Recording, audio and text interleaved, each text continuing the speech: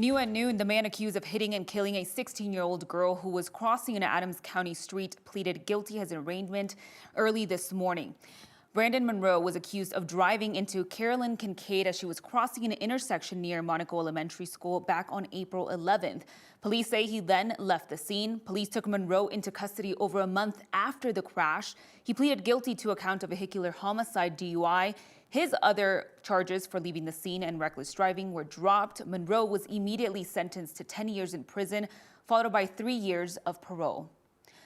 Right now, police in Colorado Springs are looking for a woman accused of killing 2 of her children and hurting another one. Police say last Tuesday, officers showed up to a burglary call at an apartment complex and found a 9-year-old girl and a 7-year-old boy dead inside, and say an 11-year-old girl was also hurt.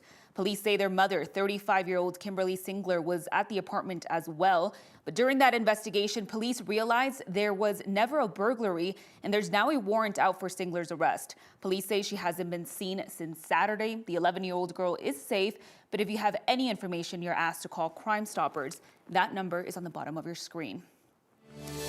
And right now we are taking a live look from our CDOT cameras. Check out these delays that you're seeing right now. There is westbound I-70 double lane closures. This is between C470 and Morrison Road.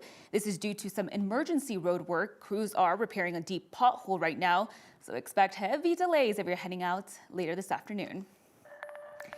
And we're taking a live look right now at Bow Mountain. Clear skies with the sun shining after a very chilly morning. I know we had 2 back-to-back chilly mornings. Chief Meteorologist Kathy Sabin is joining us right now. Kathy, we are talking nice, warmer weather for the last Friday of 2023 in the 50s. Brianna, everyone seems so excited about it, too. I think it was so nice to have snow falling on Christmas Eve and Christmas Day, a bit magical. But that storm system is creating a lot of travel trouble across a large portion of the lower 48. While here in Denver, we're enjoying beautiful blue skies and sunshine on this Friday, heading into another holiday weekend. And temperatures starting to warm. We're already 50 degrees. That's about 5 degrees above average. And we should go even warmer as winds increase out of the southwest this afternoon. Wind was a big factor earlier in the week with that low pressure centered over St. Louis. But as it pulls away into the northeast, high pressure sets up. That gradient is easing and wind is not a big part of our weather story for a change.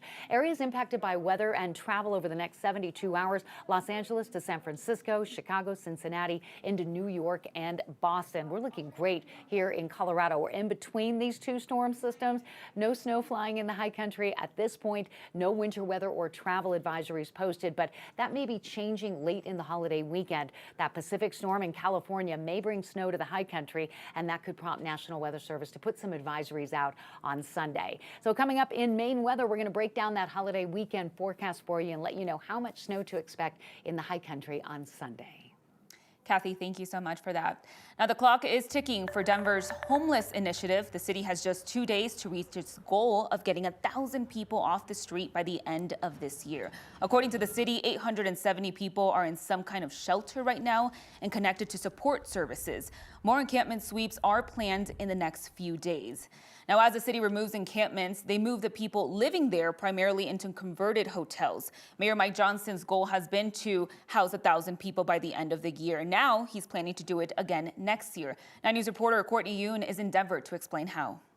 Denver's first micro-community site is set to open on Sunday. It'll be in the 12,000 block of 38th Avenue in Denver's Central Park neighborhood. The micro-community will have roughly 50 pallet shelters, and it's part of the plan to house 1,000 people as hotel space fills up. Denver has secured a little more than 1,000 units through hotels and 3 micro-community sites. Mayor Johnson says the other 2 will open in January or February.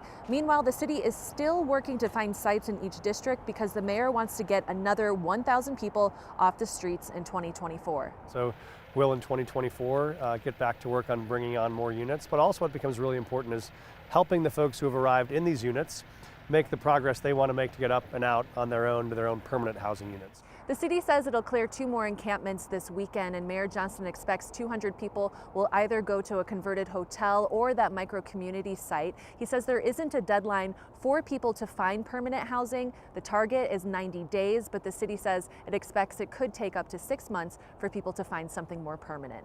In Denver, Courtney Yoon, 9 News.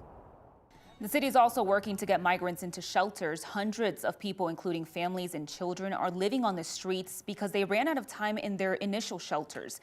Next week, the city plans to clear one of the biggest migrant camps off Spear and Zunai. They're promising shelters for everyone. Right now, the city's nonprofit partners are helping shelter nearly 4,200 people.